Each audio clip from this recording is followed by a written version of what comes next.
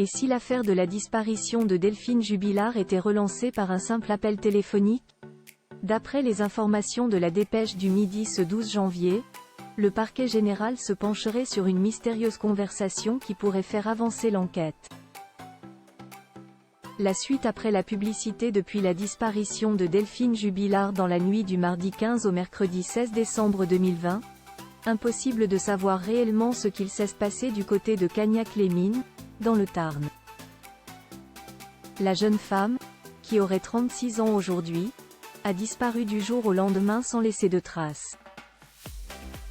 Depuis, l'enquête stagne et les nombreuses pistes étudiées ne semblent pas concluantes. Dans cette histoire, le mari de la disparue, Cédric Jubilard, a été placé en détention provisoire le 18 juin 2021 et fait, encore aujourd'hui, figure de principal suspect aux yeux de la justice.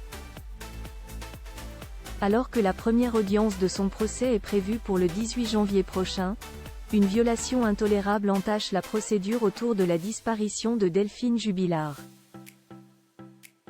Les avocats de Cédric Jubilard ont porté plainte contre les juges des instructions, dénonçant notamment le non-respect de la présomption d'innocence dans l'ordonnance de mise en accusation, et on ne sait désormais plus vraiment quel sera l'agenda des prochaines semaines. En attendant, la Dépêche du Midi vient de publier de nouvelles informations qui pourraient bien faire changer la tournure du procès.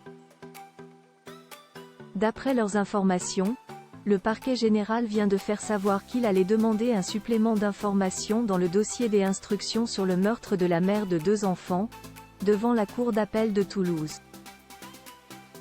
Des prénoms entendus par les enquêteurs en cause, une conversation téléphonique captée et qui pourrait avoir son importance dans cette histoire. C'est une conversation qui a eu lieu à la prison centrale de Lannemezan, Haute-Pyrénées, entre un prisonnier et sa mère qui intrigue. Évoquant l'affaire Jubilard, le détenu et sa mère se sont livrés à de drôles de confessions concernant le procès à venir. Mais il n'y a pas de preuves, pas de preuves. Et Sofiane, et Sébastien et Mathieu, ils les connaissent pas. Aurait lancé, avant que sa mère ne rétorque avec un intrigant. Ah! S'il savait. Si l'on ne connaît pas l'identité du détenu, si ce n'est qu'il est en prison pour tentative de meurtre, 2 des 3 prénoms prononcés par ce dernier au cours de l'appel sont connus du dossier. Il s'agit de Sofiane et Sébastien, tous 2 entendus par les enquêteurs, comme le précisent nos confrères. Pour l'heure, rien ne certifie qu'il s'agit bien des 2 hommes en question, mais cette information pourrait bien relancer l'enquête.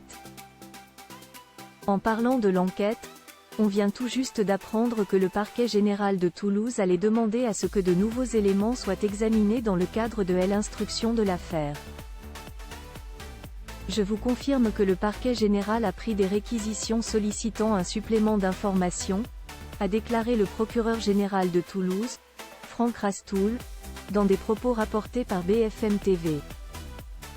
Cédric Jubilard reste présumé innocent des faits qui lui sont reprochés jusqu'à la fin définitive de son procès.